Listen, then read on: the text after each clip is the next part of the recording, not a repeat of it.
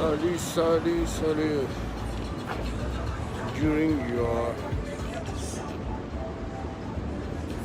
salut ban live bi sax xawma ndax dina am commentaire wala du am commentaire xawma nu mu demee live Facebook xawma nu mu nar a demee noonu salut ma def salut Mr Shake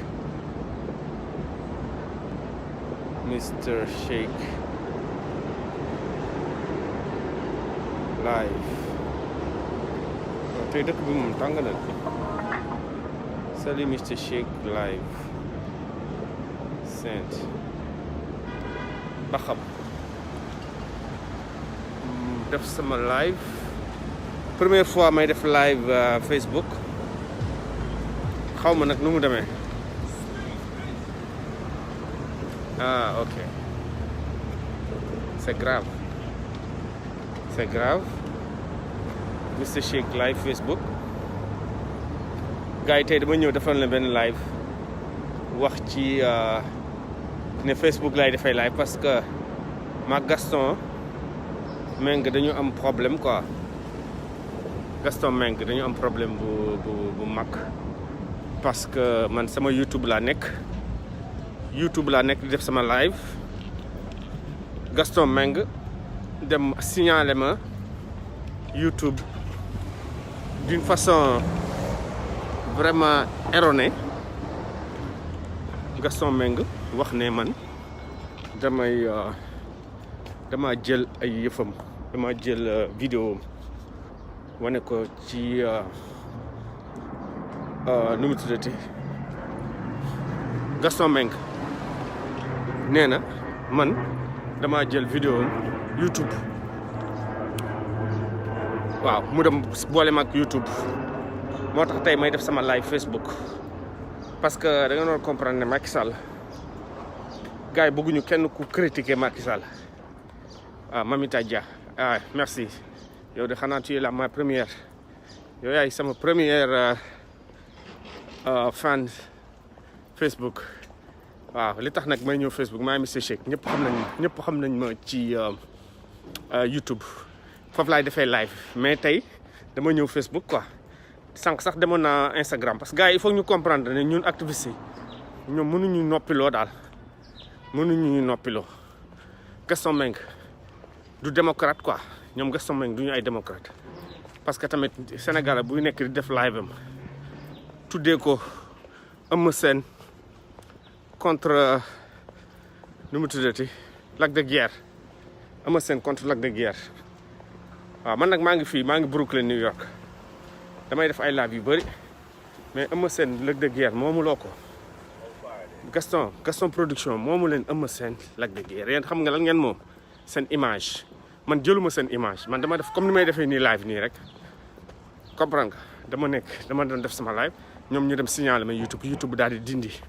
vidéo boobu te YouTube bu ñuy def loolu après da ngay am problème pour def live foofu comprendre nga normalement sama live YouTube laa koy defee mais ils ont menti comprendre nga waaw ñoom ils ont raconté des histoires ils ont menti wax ne man dama jël seen vidéo dama sàcc seen vidéo pourquoi parce que dama leen critiquer parce que Gaston Mbengue ñëpp xam nañ lamb politique la def bon man nag contacté naa leen ne leen da ngeen def erreur ma wax ak benn waa ju tudd Mouhamed Soumaré mu naan ma non il faut nga wax ak Gaston il faut nga wax ak doomu Gaston Mbengue parce que doomu Gaston Mbengue bi moom moo def li ngay def man power na ngeen def fii moo baax nag kii nee na fii moo baax man YouTube laay defee chaque fois mais ñoom Gaston ñoo ma yàqal en attendant may expliquer YouTube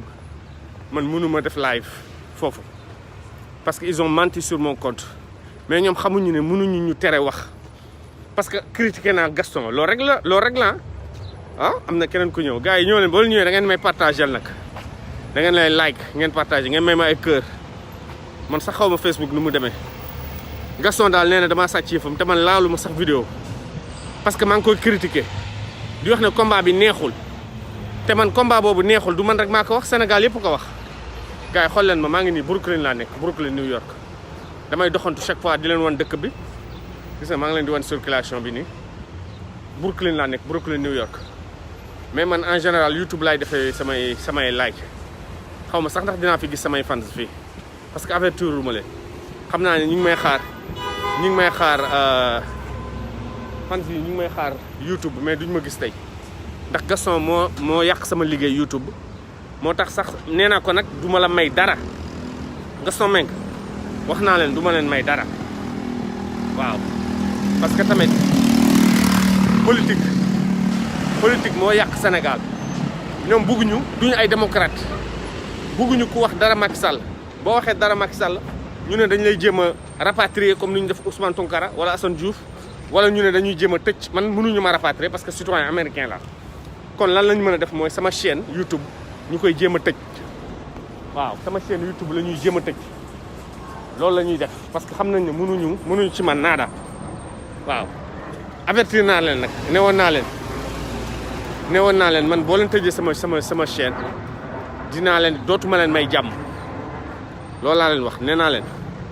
sama chaîne YouTube boo leen ko tëjee duma leen may jàmm dinaa génn dinaa leen dal dinaa leen attaqué waaw parce que tamit dem di raconter des histoires ci YouTube te man yàlla xam na ne laaluma seen vidéo combat boobu kan jarul sax wane Lac de Guiers nu mu tuddati Eumeu Sène combat boobu jarul wane parce que gis nañ fa Lac de Guiers di yéeg di wàcc kenn xamul day naaw kenn xamul lu muy def c'est vrai que nag moo gagné waaye combat bi ñëpp ne combat boobu neexul ñëpp ko wax man wanewuma seen combat mais damaa critiquer Gaston parce que Gaston Mbengue ñëpp xam ne moom moo toog mu ne yorul xaalis moom moo ko wax moom moo toog mu ne bàyyi na defar làmb parce que làmb bi dafa lekk xaalisam ñu toog ñu ne Gaston Mbengue këram bi dañ koy nangu këru jabaram la ñuy nangu pour fay bor yi mu amee këru jabaram ci li ñu wax man loolu xaw ma ndax dëgg loolu dëgg mais Gaston génnul weddi de ci li ñu wax Marème Faye Sall moo ko dimbali fayal ko këram comprendre nga léegi nag boo tëggee combat bi neexul mais ñun am nañ droit ñu ne combat bi neexul am nañ droit ñu ne combat politique la parce que da ngeen bëgg booy fàtte xeex yi am Sénégal moom la ñu bëgg fàtte te gis nga booy mënoo fexe ba ñu fàtte parce que booy dañoo sonn démb face à face Modou Lo Ama Baldé loolu rek war na leen yee que ne face à face Modou Lo Ama Baldé war na leen yee que ne nu mu tuddati booy yi seen yaram dafa tàng gis nga démb ñu ngi doon xeex ak policiers yi ak gendarme yi dégg naa ay grenade lacrymogène jot na faa génn am na kuñ fa jam am na ay agression ñoom dañu yaakaar ne dañuy jël lamb bi pour nelawal nit ñi xamuñu ne lamb bi danger la ci ñoom Macky Sall lamb bi danger la ci moom surtout lamb Modou Lo Eumeu Sène danger la ci Macky Sall xam nga lu tax mu nekk danger ci Macky Sall parce que combat boobu Pikine ak Parcelles Assainies dafa bëri nit macha allah dafa bëri nit kaar te combat boobu booy bu ñu génnee seen yaram day tàng gis nga face à face bi rek lu gaaw ñu ngi sànnante ay xaar kon bu jour lamb bi jotee nan la nar a mel kon bu jour lamb bi jotee nan la nar a mel même chose Gris Bordeaux Balla Gaye noonu la nar a demee waaw ñoom li ñu war a xam mooy bu ñu yaakaaree ne ñun activistes yi dañuy noppiloo ba di ñuy jéem a booleek ay YouTube dañuy nax seen bopp waaw li ñuy def dafa saal man nag maa ngi leen di wax Gaston maa ngi koy wax maa ngi continuer di ko wax ne na ñu dem ñu rectifier ak YouTube ñu dindi sama vidéo buñ ko dindiwul man dinaa continuer dinaa leen porter plainte d'abord waaw Gaston Mbengue dinaa ko porter plainte ba pare YouTube ñoom seen bopp dinañ dem ba dañuy am problème ak YouTube voilà affaire bi loolu la gars yi waaw soxlawul sax Bassirou la jaajëf waaw affaire bi daal noonu la demee man nag c'est la première fois may def live nu mu tuddati Facebook xam naa ne Facebook sama fans yu bëri YouTube am naa 92 000 abonnés waaw mais Facebook bëriwuma fi am naa fi ay abonnés ga am naa 17 000 abonnés waaw man fan lay jaar fii comprendre nga voilà mais affaire Sénégal moom ñun duñu tàyyi di ci wax duñu tàyyi di wax ci yëfu Sénégal parce que ñun Sénégal lañu gëm Sénégal lañu xam ñu ngi Amérique nag nekk suñu teranga gis ngeen ma Brooklyn laa nekk ñu ngi Amérique nekk suñu teranga mais dañuy war a yee xale yi bu dee nag li ñuy yee xale yi moo leen metti ba ñuy jéem a di rapatrier ay Tunkara fi mu nekk ni mi ngi ci kaso bi xam nga ne li ko dal metti na Ousmane Tunkara li ko dal metti na mi ngi ci kaso bi te gars yi ragal naa ne dañ koy rapatrier moom buñ ko duloon rapatrier dañ koy may liberté provisoire mais Ousmane Tunkara ba léegi mi ngi ñu téye Ousmane Tunkara ba léegi ñu ngi téye dégg naa le 11 mai la war a dem ci juge bi bu demee ci juge bi xam naa danaan ko yow da ngay génn kon Ousmane Tunkara léegi ngeen gis ko mu génn gis nañ nag waa FRAPP tey ñoom Guy Marius Sagna def nañ benn conférence de presse c'est très bien parce que Macky Sall il faut ñu teg pression ci moom gis naa ay jigéen di génn ne dañuy jàppale Adji Sarr muy kan Aïda Patra ak xaw ma ñan seetaanu ma leen sax jotuma sax cliquer waaw ñu ne dañuy jàppale Adji Sarr lan lañ ciy jàppale gars yi dañu waxante dëgg lan la ñuy jàppale ci Adji Sarr koo xam ne jigéen boo xam ne ñëpp xam nañ li mu wax ci Sonko amul waaw Adji Sarr ñëpp xam nañ ne li mu wax ci Sonko amul ndax yow da nga ne dañ laa violé Adji Sarr da nga ne Sonko da laa violé mais ñëpp gis nañ ne Sonko violé wu la ndax certificat médical bi wane na ne Adji Sarr kenn violé wu la Adji Sarr Ndeye Khady Ndiaye bi nga xam ne mooy sa patron ñëw ne Adji Sarr da ngaa mën a fen Adji Sarr yow sa bopp nga ne Sonko da laa woo ba ñu defee réquisition téléphone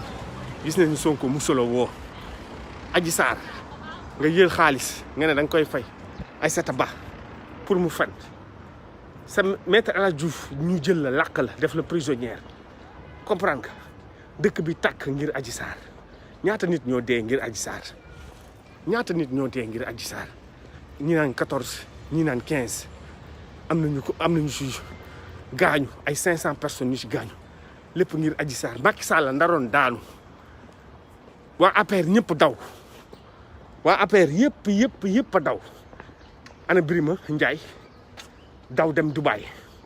yenn ministres yi anañu dem làqatu ji ci hôtel yi même bu ñu demee ba Aliou Sall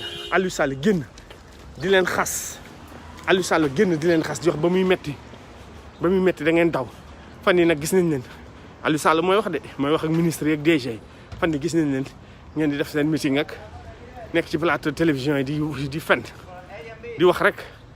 waaye Macky Sall ba mu leen soxlaa da ngeen a daw yéen ñëpp a daw est-ce que may dégg waaw léegi lu tax nag ay Aïda Patra xaw ma dañ leen jox xaalis xaw ma ñoom ñoo bëgg xaalis lu tax Selbé Ndom di génn di wax ne ñoom dañuy défendre Adji Sarr looloo ma jaaxal Mati Trapom ñu ngi koy saaga parce que dafa invité ay jigéen yoo xam ne dañuy war a ñoom tamit dañuy défendre Adji Sarr comprendre nga mais Mati Trapom sax mën nañ ko bañ a saaga ndax moom waaw Mati Trapom moom dafay kiyam lay def nu mu tuddati Mati Trapom kii lay def rôle am lay def moom kii la journaliste la xam nga day invité ay nit di def émission moom loolu la wax mais gars yi nga koy saaga mais ñun li ñu ci jaaxal mooy waa APR lan lañ bëgg lu tax ñu bëgg dekkalaat yëfu Sonko man wax naa leen ba tey ne Sonko du dem tribunal du demaat tribunal bu demaatee tribunal dëkk bi day tàkk waa APR ñoo war a gëm yàlla Macky Sall moo war a gëm yàlla te xam ne Sonko du demaat tribunal Adji Sarr la ñu war a wax Adji retirer sa plainte jox ko xaalisam biñ ko dikk ñu jox ko Maître El Hadji Diouf moo war a gëm yàlla xam ne adduna du neex ba mu nekk président Maître El Hadji Diouf adduna du neex ba mu nekk président du Sénégal bu dee nag da nga yaakaar ne Sonko moo tax doo nekk président da ngay nax sa bopp yow boo du nekk président Macky Sall moo tax doo nekk président parce que Macky Sall nga war a njëkk a xeex ndax Macky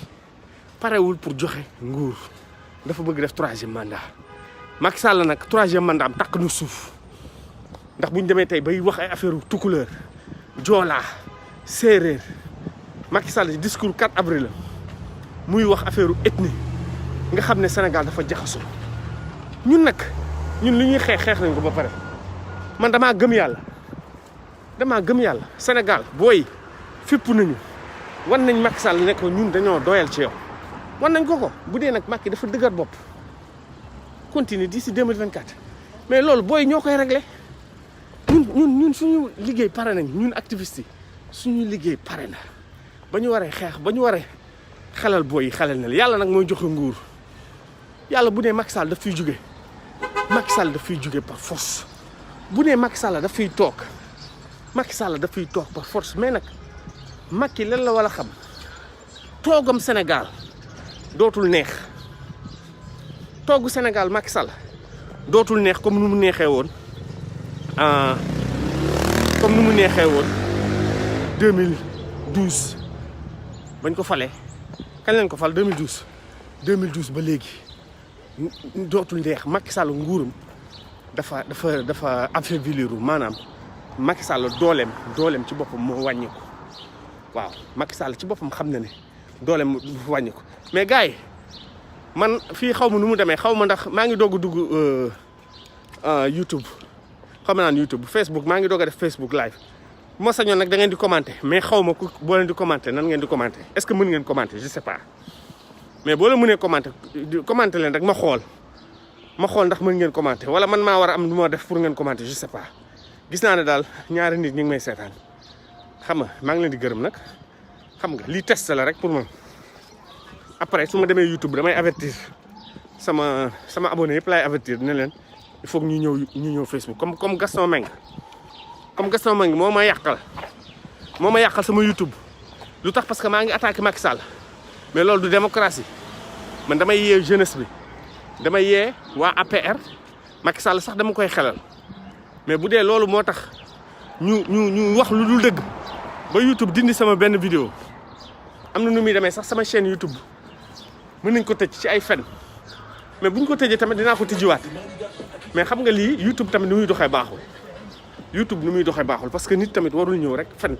ne kii dafa jël sama vidéo rek yow vérifié woo defoo dara nga gëm nit kooku loolu moom vraiment naay sul quoi mais xam naa nag YouTube li leen nax mooy titre bi parce que titre bi dama bind Eumeu Sène contre Lac de Guiers YouTube xëy na loolu la ñoom kii loolu lañ leen wax ñu yaakaar ne damaa jël seen vidéo mais ma wax ak ñoom Gaston ba sonn ku ñuy wax Mouhamed Soumaré laa waxal avertir naa ko nee naa ko boo leen rectifié wul ak YouTube di ngeen am problème ak man parce que man YouTubeur laa man maay njaago Sonko te man xeexu njaago laay xeex dootuma lay may jàmm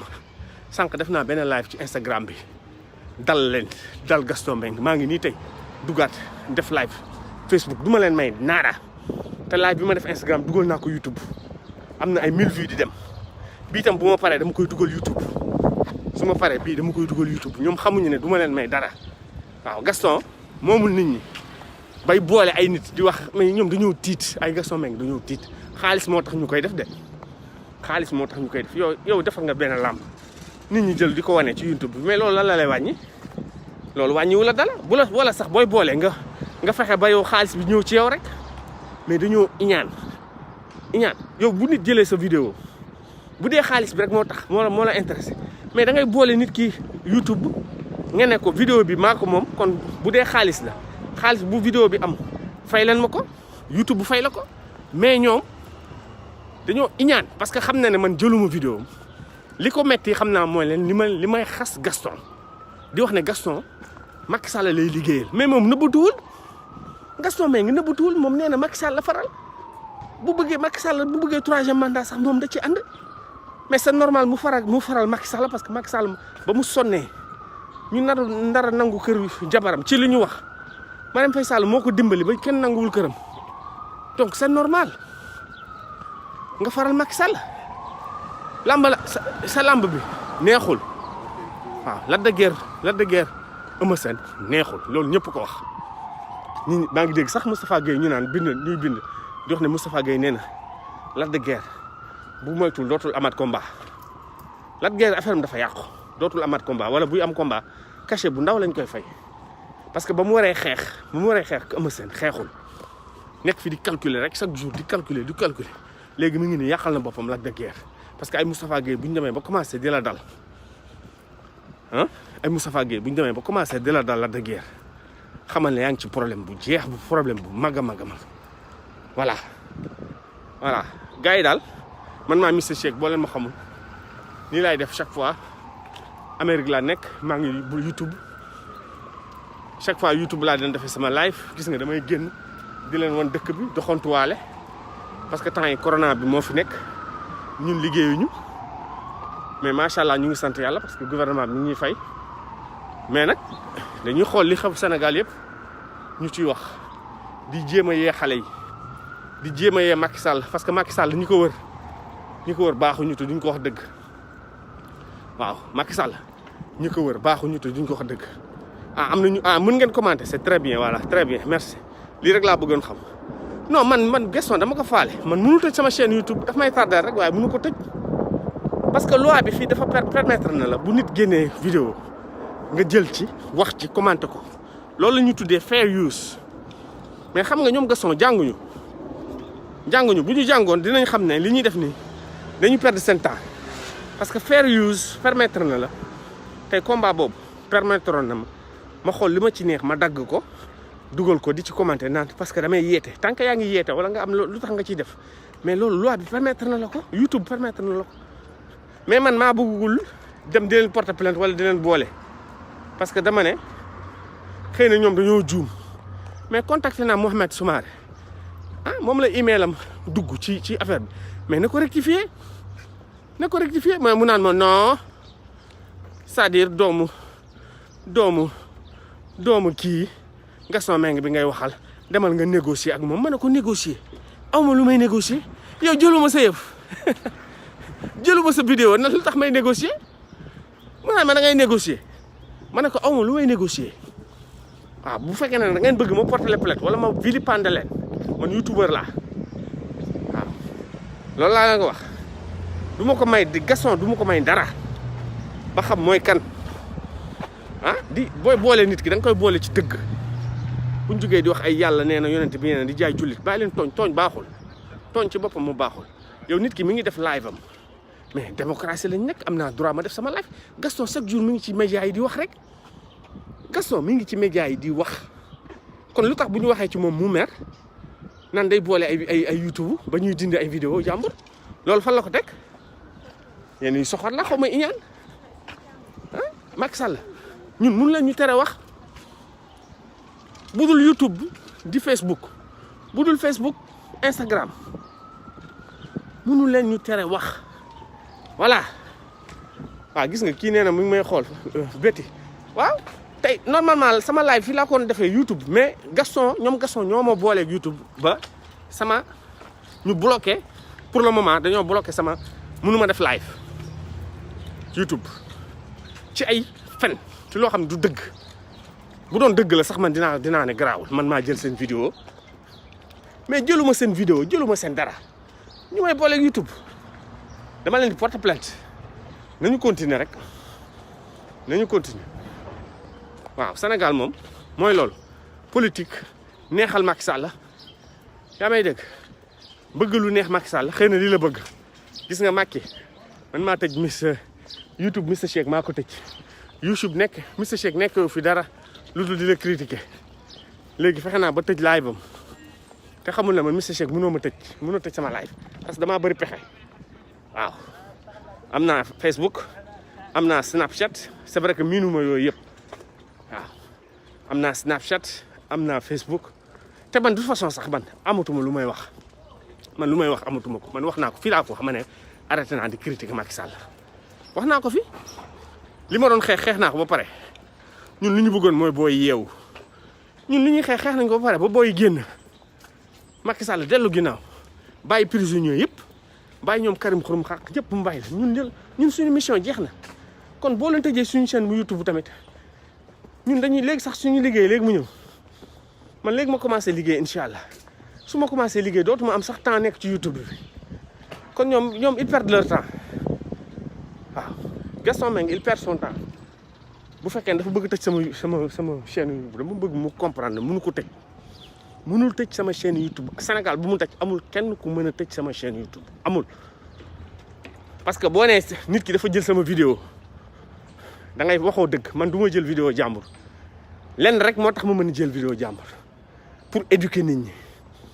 loolu waa bi permettre na ma ko fair use permettre na ma jël vidéo jàmbur kon kenn mënul tëj sama vidéo xanaa bu fi nekkoon di saaga comme ay Assane Diouf wala yooyu mais man saagowuma defuma dara ah di waxtaan ak samay abonné di la critiquer bi mu lay critiquer moo tax nga mer Gaston Mbengue maa ko wax maa ne Gaston mais yow Macky Sall ngay liggéeyal loolu sax ku la ko wax yow da ngaa war a kontaan comme yow Macky ngay liggéeyal ku la wax loolu da ngaa war a kontaan comme ça Macky gën a defar sa affaire man maa ko wax mais kanta nga ne man damaa jël sa vidéo wane ko c'est pas vrai waaw gars yi daal loolu tax tey ngeen gis ma fi mais de toute façon tubaab da koy wax sax à chaque chose à quelque chose malheur est bon lii day tax ma gën a am audience rek comme ça même bu dul YouTube mën naa commencer def live Facebook di commencer di def live Instagram am na ñu demee ba su ma mënee xaw ma na Snapchat mën nañ fa def live wala mënuñu fa def live je sais pas waaw mais amul problème de toute façon man live bi li tax ma koy def bon man maa ngi nii damay doxantu damay wan nit ñi YouTube fii Brooklyn gars yi xool leen xaar ma wan leen tuuti xaar ma wan leen dëkk bi tuuti gis ngeen li wax Brooklyn neighborhood tali yaatu set macha allah il fait beau Brooklyn ngeen di am foofu gis ngeen il fait très beau macha allah voilà man looloo gën a tax may def sama live xam nga rek waxtaan ak samay abonné wan leen dëkk bi conseiller nit ñi wax ci politique wax ji yëpp loolu la ñoom li leen metti nag ñun teguñu leen ko ñoom ñoo ko teg seen bopp li leen metti mooy xale yi liñ génn démb di xeex ak gendarme yi mais loolu ñoom ñoo ko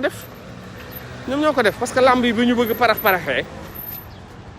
mais kañ la kiy jeex ba ñu bëgg indi fiwaat Modou Lo ci kañ la Lac de Guiers Eumeu Sène jeex ba ñu bëgg paraxee bëgg ñu indil Modou Lo amal lépp pour nit ñi fàtte xeex yi fi amoon mais du noonu xeex yi booy yi du ñu fàtte xeex bi waaw booy yi seen yaram moo tàng fi mu nekk dañoo namm sax xeex moo tax démb gis nga lu gaaw commencé woon nañ sànniwaat ay xeer gouvernement Macky Sall moo war a def très attention sàcc bi Macky Sall laa yërëm parce que nee na day génne xaw ma 80 milliards xaw ma dugal ko ci pour xale yi liggéey mais Macky Sall di ko wër ñu ci bëri ay sàcc lañu gis nga xaalis boobu bu ko génnee gars yi dañ koy lekk wala buñ koy jox seen i sët lañ koy jox liggéey seen i cousin seen i cousine seen i neveu waaw 65000 emplois nee na la bëgg a créer à partir de mois de mai mais 65000 emplois dafa ndaw parce que Sénégal 16 millions la waaw Sénégal nous sommes 16 millions d'habitants voilà gars yi daal wax ji loolu la je pense que nag live bi sax mën naa ko yemale fii après ma jéem a dem jéem ko dugal YouTube pour avertir samay fans pour wax leen rek ne léegi nañ may kocc Facebook waaw ak Instagram en attendant YouTube parce que dama leen bind naa YouTube en attendant su ma bindee YouTube ñu xool dossier bi doog a rétablir sama chaîne boo boobaa dinaa mën a continuer def live de toute façon sax man temps yi dama wàññi woon live temps yëpp wàññi woon naa live bi dama demoon formation dem liggéeyi dafa am benn état bu ma demoon pour liggéeyi def naa fa une semaine temps yëpp def ma live man live bi sax dama ko wàññi mais li tax ma gën a def nii pour wan saawaay que ne mënu ma tere def live looloo gën a tax sax may def live tey pour wan ne ko ne yéen même boo tëjee chaîne Mister Shake am na yeneen activistes yi fi nekk ñun duñu jeex Tunkara boo ko rapatrier terewul am na yeneen activistes yu fi nekk waaw ñoom li ñu war a def mooy ñu bàyyi xeex bi ñuy xeex nit ñi di rapatrier ay nit di jéem a tëj ay chaîne YouTube nit yooyu la ñu war a bàyyi ñu fexe ñu liggéey mais c'est très simple yéen a yor nguur gi yéen a yor milliards yi mais jël leen milliards yi ngeen génne ko booy coob loolu yomb na moo gën ngeen nekk fi ñu fi nekk di jéem a yee booy yi ngeen bëgg ñu noppiloo mënu leen ñu noppiloo parce que dañoo bëri waaw te ñun wax naa leen yee nañu nit ñi ba pare Pape Alé Niang rek li muy def rek doy na sëkk waaw ñun dañuy mottali rek Pape Alé Niang rek li muy def doy na sëkk te moom mënu leen ci moom dara Guy Marius Sagna gis nga tey ni mu doon waxee waaw Guy Marius Sagna léegi wax naa leen lu leen neex la ñuy wax kenn du leen jàpp fu nekk Assane Diouf bu ko neex sax génn saaga digaluñu ko nag kenn du ko jàpp Guy Marius Sagna tey lu ne wax na ko Macky Sall dañ doon def conférence de presse waa FRAPP lu ne yàq na ko Macky Sall te xoolal duñ ko ñemee laal Guy Marius duñ ko ñemee laal Macky Sall dooleem dafa wàññeeku parce que américains yi ñoo ko critiqué département d'État ñoo génne benn rapport di wax Sénégal recul démocrate bi fi am Macky Sall dooleem dafa wàññeeku léegi lu mu bëgg mooy ji jéem a nax nit ñi na nooy ba 2024 mu dugal 3e mandat te xamuñu ne ñoom Guy Marius duñ ko ci bàyyi surtout Guy Marius nag Sonko nag temps yi dafa noppi waaw Sonko moom temps yi dafa ne selaw Sonko moom temps yi dafa noppi mais bàyyiwul de am na lu muy pare de Ousmane Sonko am na lu muy pare voilà ñun de toute façon on est là xam nañ ne Sénégal dootul mës a mel ni mu meloon parce que nit ñi la révolution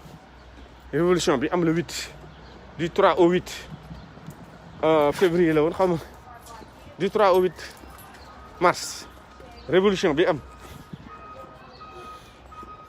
la révolution a été enclenchée jëm ci kanam rek waaw man je pense que c'est trop tard pour Macky parce que en 3 ans gisuma ni Macky gisuma ne war na mën a retourner situation bi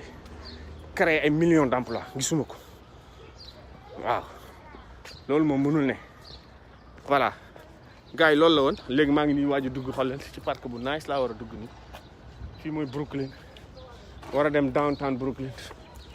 mais il fait très beau aujourd'hui xool leen rek regardez ça il fait vraiment beau